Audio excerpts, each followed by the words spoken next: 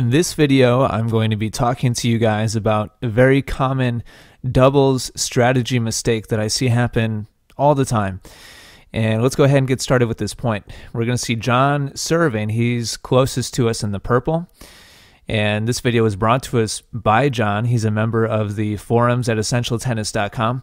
You'll see him make a good serve towards the body of his opponent.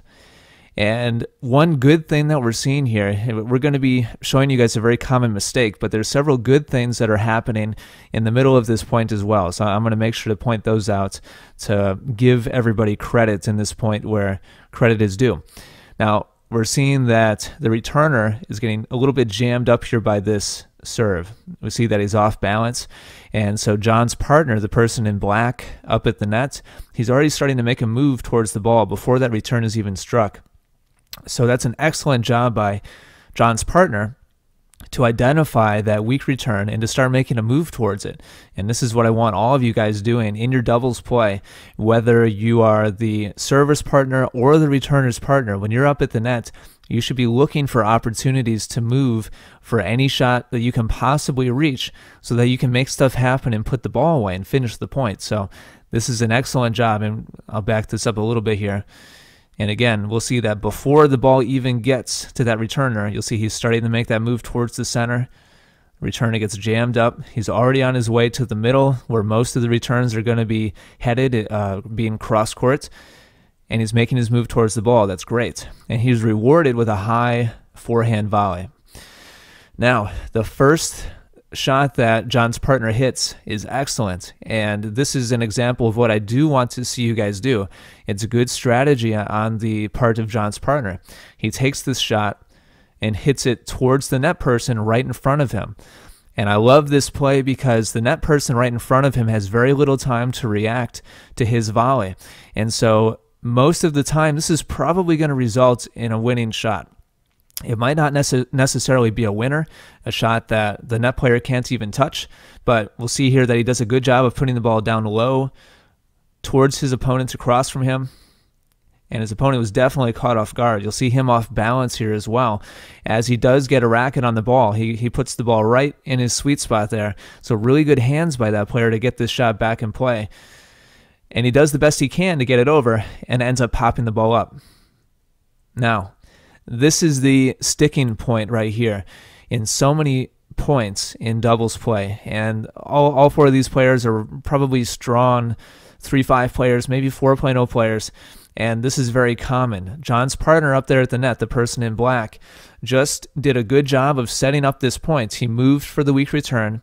He hit that weak high forehand volley at the feet of his opponent. He didn't finish the point, but he was rewarded with another high, weak forehand volley. So this is a shot that he can definitely attack on again. He doesn't have enough time to really hit an overhead because everything here is happening pretty quickly. However, he does have an easy high forehand volley. Now there's three main things that he can do with this shot to try to put it away. And I'm going to present them to you guys in kind of reverse order. One option that he has is to take this shot and put it down the middle between the two players on the other side of the court.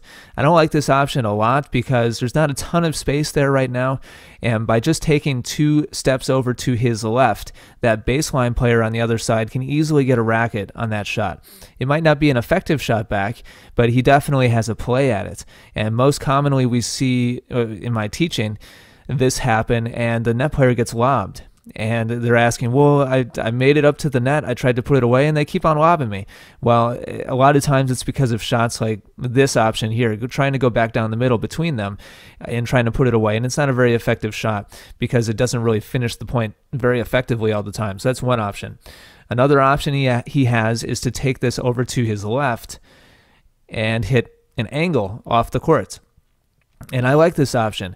If you had a lot of time to set this shot up, I think that would be a great place to put the ball. And you'll see that the baseline player back in the purple, back on the baseline on the other side, is leaning towards the middle of the court, as he probably should be, to cover the middle, which is going to be the easiest spot to hit by the person in black up at the net. So that's another option. That would be a good shot.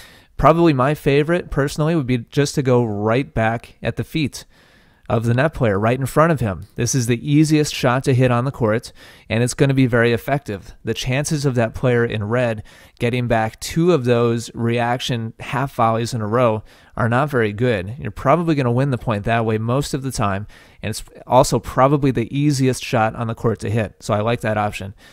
Well, let's see what he ends up doing. He ends up taking that high forehand volley and actually not doing any of the 3. He goes right to the baseline player back there and just kind of hits a typical cross-court shot, which he ends up missing.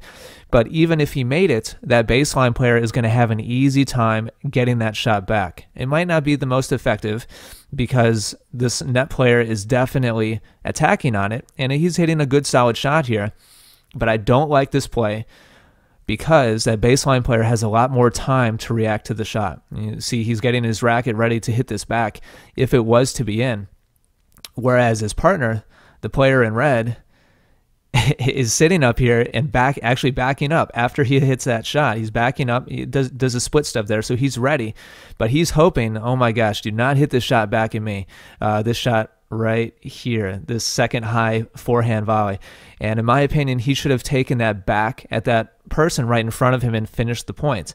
The chances of that player getting 2 half volleys in a row back in play are not very good. If he's going to do something besides that, I'd really like to see, again, this angle shot over to the left.